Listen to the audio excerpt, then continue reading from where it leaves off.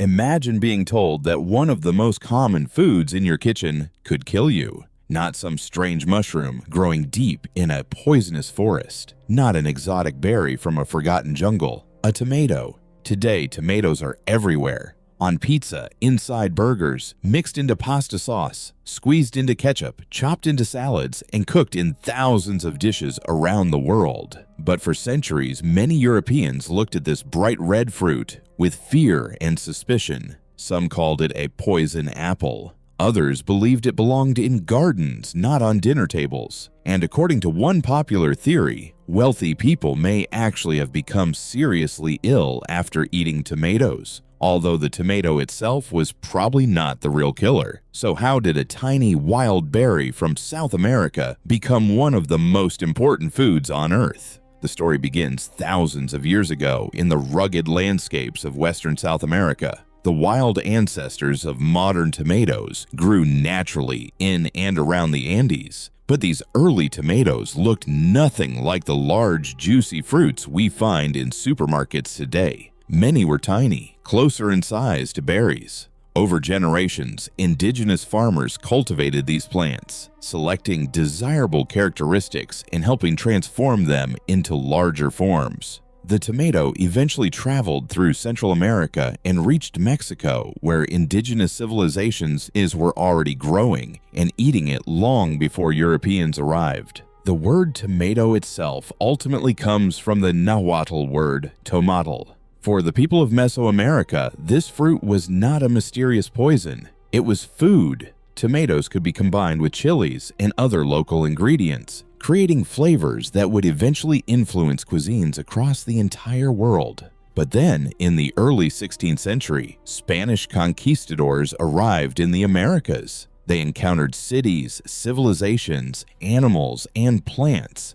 that were completely unfamiliar to Europeans. Among those unfamiliar plants was the tomato. Spanish explorers eventually carried tomato seeds across the Atlantic as part of the massive exchange of plants, animals, and diseases between the Old World and the New. And when tomatoes arrived in Europe, things became complicated. The plant was unusual. Its fruit could be yellow, golden, or red. Its smell was unfamiliar, and perhaps most importantly, botanists recognized its similarity to other members of the nightshade family. That was a serious problem. The nightshade family includes several plants with dangerous reputations. Some are genuinely poisonous.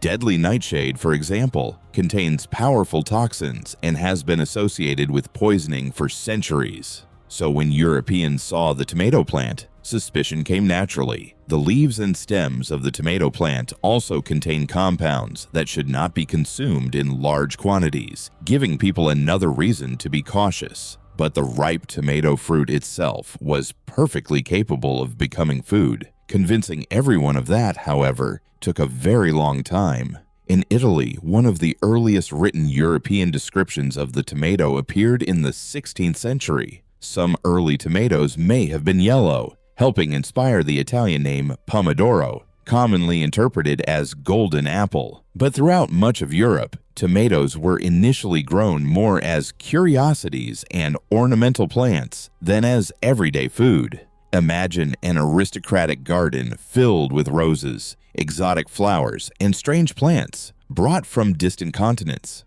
Among them grows a beautiful tomato plant covered with brilliant golden or red fruit. People admire it. They study it, but many of them do not dare eat it. In England, the influential herbalist John Gerard wrote about the tomato in his famous Herbal published in 1597. Although he knew tomatoes were consumed in places such as Spain and Italy, he considered them dangerous. Ideas like these helped strengthen the tomato's dark reputation. Over time, the fruit became known in some stories as the poison apple. And this is where one of the strangest theories in tomato history appears. According to a popular explanation, wealthy European aristocrats sometimes became sick after eating tomatoes from pewter tableware. Some old pewter could contain lead, and acidic foods can interact with certain metals. The theory suggests that the acidic tomato may have contributed to lead leaching from plates, meaning diners became sick from lead exposure while the innocent tomato took the blame. It is a fascinating story, although historians debate how much this explanation really contributed to the tomato's poisonous reputation. The truth is probably more complicated. Fear of the nightshade family, unfamiliarity with the plant, influential writings, cultural prejudice, and genuine confusion may all have played a role. But while some Europeans feared tomatoes, others slowly began discovering just how useful they could be. The Mediterranean climate was particularly friendly to the plant. Tomatoes grew well in Spain and Italy, and over time they became increasingly important in regional cooking. Southern Italy would become especially important in the tomato's transformation. In 1692, Antonio Latini published a famous early recipe for a tomato sauce in Naples. It was not yet the modern Italian tomato sauce we know today, but it represented a major step in the fruit's journey from suspicious garden decoration to serious culinary ingredient. Slowly, the tomato entered kitchens. It was crushed, cooked, mixed with onions, herbs, and spices. Its natural acidity and rich flavor made it incredibly useful. And then something extraordinary happened. The tomato met one of the foods that would eventually make it famous around the world: pizza. Early pizza was simple food associated with the working population of Naples. Flatbreads had existed for centuries, but the addition of tomatoes helped create something revolutionary. A fruit that had once been feared as poisonous was now being spread across dough and eaten by ordinary people. The combination was cheap, flavorful, and satisfying, and it would eventually conquer the planet. Meanwhile, tomatoes continued spreading around the world through trade, migration, and colonial networks. Different cultures adopted them into completely different cuisines. In Italy, they transformed sauces and pizza. In Mexico and other parts of the Americas, tomatoes remained central to salsas and countless traditional dishes. Across Asia, the Middle East, and other regions, tomatoes were incorporated into curries, stews, soups, and sauces. The supposedly dangerous fruit was becoming almost impossible to avoid, but fear did not disappear everywhere at the same speed.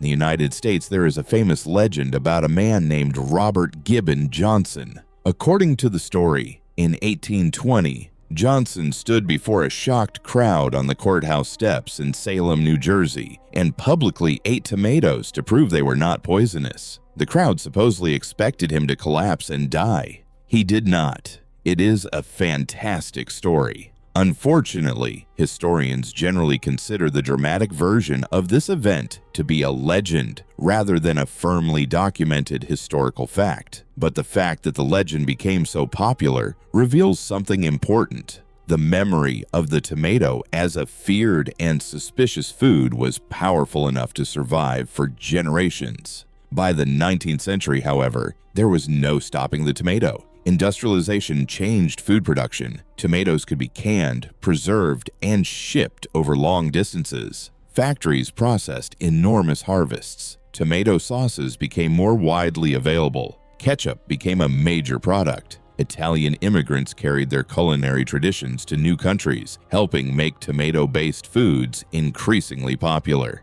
And pizza began its journey toward becoming one of the most famous foods ever created. Today, the tomato is so ordinary that it is easy to forget how strange its history really is. It traveled from wild plants in South America to indigenous farms in Mesoamerica. Then it crossed an ocean aboard European ships. It was displayed in elegant gardens, feared as poison, associated with deadly plants, blamed for mysterious illnesses, slowly accepted by cooks, turned into sauce, spread onto pizza, packed into cans, squeezed into ketchup bottles, and eventually sold in almost every supermarket on Earth. And there is still one argument that refuses to die. Is the tomato a fruit or a vegetable? Botanically, the answer is clear. A tomato is a fruit because it develops from the flower of the plant and contains seeds. But in cooking, it is generally treated like a vegetable. The argument became so serious that in 1893, the United States Supreme Court ruled in the case Nix versus Hedden that tomatoes should be classified as vegetables for the purposes of customs regulations based on how people commonly use them in meals. So, yes, the tomato is botanically a fruit, but legally, at least in that specific historical American case, it was treated as a vegetable. Even today, tomatoes continue to change. There are thousands of varieties in different shapes, sizes, and colors: red, yellow, orange, green, purple, and almost black. Some are tiny. Others can grow enormous. Modern greenhouses can produce tomatoes on a massive scale, while scientists and farmers continue breeding varieties for flavor, resistance to disease, shelf life, and different climates. But perhaps the most incredible thing about the tomato is how completely humanity changed its reputation. Once, it was a suspicious foreign plant, a relative of deadly nightshade, a beautiful garden ornament that many people were afraid to taste. Then it became food for ordinary people, then an industry, then a global icon.